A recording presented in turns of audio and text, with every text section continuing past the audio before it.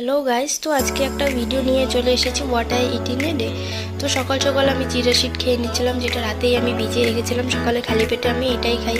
তারপরে মা বানিয়েছিল নুডলসটা খেতে ভালোই লাগে। সকালে মা বানিয়েছিল এবং টেস্টি হয়েছিল।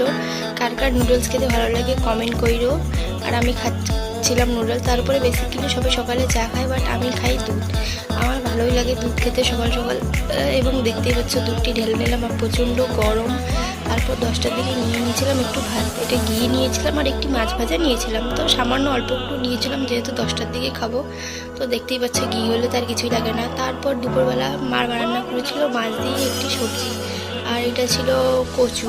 কচু দিয়ে মাছের সবজি খেতে ভালোই লাগে, যেহেতু মা রান্না করেছে। মার হাতে রান্না কি খারাপ বলা যায়? আমার মাই হোক আর যার মাই হোক। তারপর মাছ দিয়ে আর্ধেক ভাত খেয়ে নিয়েছিলাম। তারপর নিয়েছিলাম চিকেনটা হালকা পাতলা একটু ঝোল করেছিল এবং তার সঙ্গে দিয়েছিল আলু। আর আমার মা